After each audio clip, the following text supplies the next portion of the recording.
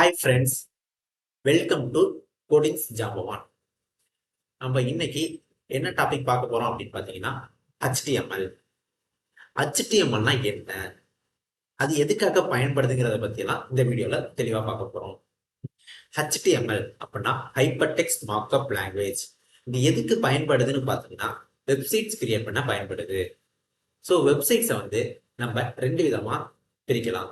ஒன்று static websites, ஒன்று dynamic websites. First of all நம்ம ஸ்டாட்டிக் வெப்சைட்டை பற்றி பார்ப்போம். ஸ்டாட்டிக் வெப்சைட்ஸ் அப்படின்னா இதை எப்படி கிரியேட் பண்ணலாம் அப்படின்னு பார்த்தீங்கன்னா HTML அண்ட் CSS வச்சு மட்டுமே ஒரு பர்ஃபெக்ட் ஸ்டாட்டிக்ஸ் வெப்சைட்டை நம்மளால கிரியேட் பண்ண முடியும். அதுக்கு இப்போ நம்ம HTMLனா என்னங்கிறத ஃபர்ஸ்ட் நல்லா தெரிஞ்சுக்கணும். HTML அப்படிங்கிறத பார்க்கறதுக்கு முன்னாடி நம்ம அதை எதில் வந்து நம்ம அதை HTML டைப் பண்ணுவோம் அப்படிங்கிறத பற்றிலாம் பார்க்கலாம். ஸோ HTML நார்மலாகவே ஒரு நோட் பேடில் டைப் பண்ண முடியும். நான் ஆனால் ப்ரிஃபர் பண்ணுறது விசுவல் ஸ்டூடியோ கோடிங் அப்படிங்கிற ஒரு ஆப்பை வந்து நெட்லேருந்து எடுத்துக்கணும்.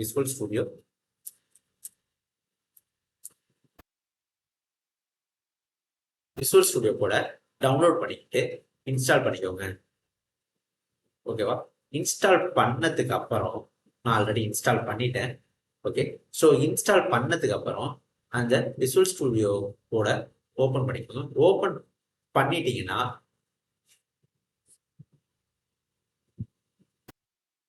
நெக்ஸ்ட் என்ன பண்றேன், நான் ஒரு ஃபோல்டர் ஒன்று HTMLனு ஒரு ஃபோல்டர் ஒன்று கிரியேட் பண்ணியிருக்கேன். கிரியேட் பண்ணதுக்கு அப்புறம் இந்த 3 கோட் இருக்கு. இந்த 3 கோடை யூஸ் பண்ணி ஓப்பன் ஃபோல்டர் கொடுத்து எதில் இது பண்ணிக்க டெஸ்க்டாப்ல HTMLங்கிற ஃபைலை கிளிக் பண்ணி நான் வந்து ஓப்பன் பண்ணிக்கிறேன்.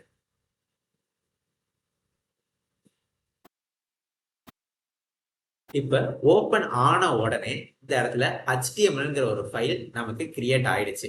கிரியேட் ஆனதுக்கு அப்புறம் இப்ப நான் எப்படி வந்து அந்த HTML ஃபோல்டருக்குள்ள ஒரு ஃபைல் நான் கிரியேட் பண்ணணும். அந்த ஃபைல் வந்து இப்போ எப்படி நான் கிரியேட் பண்ணணும்னா, முதல்ல நான் HTML வந்து எதில் ரன் பண்ணணும், ப்ரௌசரில் ரன் பண்ணுவேன். நான் ப்ரௌசரில் HTML ஃபைல் தான் ரன் பண்ணுறேன் அப்படின்னு ப்ரௌசருக்கு எப்படி தெரியப்படுத்தும் அப்படின்னா, அதோட கிளாஸ், அதோட சேவ், அதோட ஃபைல் நேம் வச்சு தான் கண்டுபிடிக்கும். அதாவது எப்படி சொல்றேன்னா, இப்போ ஒரு ஃபைல் நேம் டாட் HTML. இப்போ எக்ஸாம்பிளுக்கு பார்த்தீங்கன்னா இப்போ ஒரு ஃபைல் நேம் கொடுக்குறேன், இண்டெக்ஸ் டாட் HTML. இப்போ இண்டெக்ஸுங்கிறது ஃபைல் நேம், டாட் HTMLங்கிறது ப்ரௌசருக்கு சொல்றோம் இது வந்து HTML ஃபைல் அப்படிங்கிறத சொல்றதுக்கு தான். இப்போ நீங்க இதை தாண்டி வேற ஏதாவது நீங்க டைப் பண்ணீங்கன்னா அந்த கோட் ஒர்க் ஆகாது. ஓகே, HTMLனா அந்த ப்ரௌசருக்கு எப்படி தெரியும்னா டாட் HTMLங்கிற ஃபைல் சேவ் பண்ணா மட்டும் தான் அந்த ப்ரௌசருக்கு தெரியும்.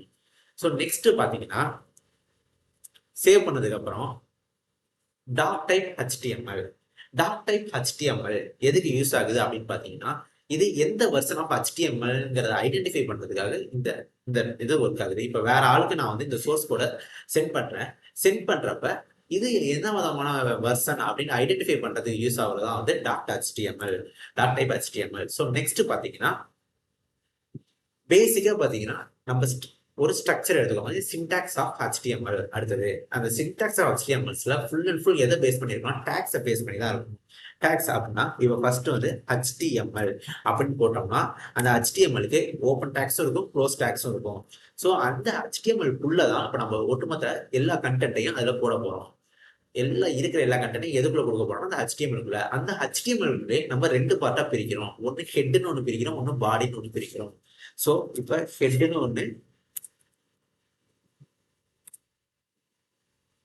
பிரிக்கிறோம். So next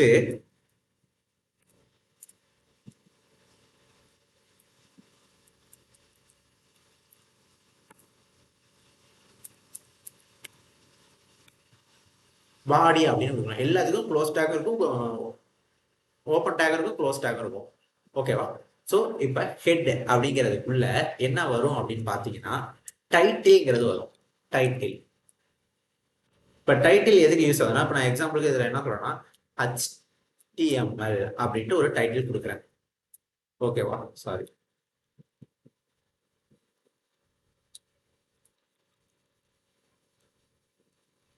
HTML for beginner அப்படின்ட்டு நான் ஒரு டைட்டில் கொடுக்குறேன். ஓகேவா? ஸோ இந்த டைட்டில் என்ன ஒர்க் பண்ணுங்கிறத நான் லாஸ்ட்ல ரன் பண்றப்ப காட்டுறேன். ஸோ நெக்ஸ்ட் பார்த்தீங்கன்னா நம்ம இதுல வந்து ஹெட்ல டைட்டில் மட்டும் தான் வருமான்னு கேட்டீங்கன்னா இல்ல, நிறைய வரும். இப்ப சிஎஸ்எஸ் யூஸ் பண்றப்ப அதோட லிங்க்ஸ் எதுல போடுவோம்னா ஹெட்டிங் டேக்ல தான் போடுவோம். ஓகே, அந்த மாதிரி நிறைய இருக்கும். அதெல்லாம் ஸ்டெப் பை ஸ்டெப்பா ஒன் பை ஒன்னா ஃபீச்சர்ஸ் கிளாஸ்ல பார்ப்போம். ஸோ நெக்ஸ்ட் பாத்தீங்கன்னா பாடியில தான் நம்ம என்னென்ன கண்டென்ட் வெப்சைட்டுக்கு தேவையோ அது எல்லாத்தையும் நம்ம எதுல கொடுக்க போறோம் அப்படின்னு பாத்தீங்கன்னா பாடிங்கிற டேக்ஸ்குள்ள தான் கொடுக்க போறோம். அதாவது ஓப்பன் டேக்ஸ் பாடி, க்ளோஸ் டேக் பாடி இருக்குல்ல, அதுக்குள்ளதான் நம்ம எல்லா கண்டென்ட்டையும் கொடுக்க போறோம். எக்ஸாம்பிளுக்கு இப்ப நான் ஒரு H1 சொல்றேன். இதை ஃபீச்சர்ஸ் கிளாஸ்ல என்னன்னு நான் உங்களுக்கு சொல்லி தரேன். ஸோ இப்போ வெல்கம் அப்படிங்கிறத ஒன்று கொடுக்குறேன். ஓகேவா? ஸோ இதை கொடுத்துட்டு நான் பாடியில் நம்ம என்ன கொடுக்குறோமோ அதுதான் வந்து நமக்கு அவுட்புட் அங்கே காட்டும். ஓகேவா? ஸோ இப்போ டைட்டில் வந்து நான் என்னன்னு கொடுத்துருக்கேன், HTML ஃபார் பிகினர். இப்போ இதை நான் ரன் பண்றேன். நான் டெஸ்க்டாப்ல அந்த ஃபைலை சேவ் பண்ணி வச்சிருக்கேன். இதை ஓப்பன் பண்ணிட்டு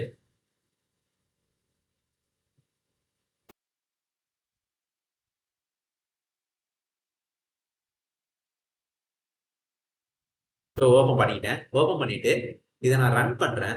ரன் பண்றப்ப என்ன ஆகுது பாத்தீங்கன்னா, வெல்கம் அப்படின்ட்டு வந்துருச்சு. நான் சொன்னல டைட்டில் அது எதுக்கு வருது அப்படின்னு பாத்தீங்கன்னா, இந்த இடத்துல பாத்தீங்கன்னா HTML ஃபார் பிகினர் அப்படின்ட்டு நான் டைட்டில்ல என்ன டைப் பண்றேனோ அது வந்து அந்த நேவ் பார்ல வரும். ஓகேவா? ஸோ அதுக்கப்புறம் நம்ம பாடியில என்ன பண்றோமோ அது ஃபுல்லாவே வந்து கண்டென்ட்டா நம்ம வெப்சைட்ஸ் எப்படி இருக்கும் அப்படி ஷோ ஆகும். அந்த மாதிரி நம்ம பாடியில என்ன டைப் பண்றோமோ அது எல்லாமே கண்டென்ட்டா வரும். நம்ம டைட்டில் ஹெட் டைல கொடுக்குறது எல்லாமே நேவ் பார் சைட்ல வரும். இதுதான் சின்டாக்ஸ் ஆஃப் HTML.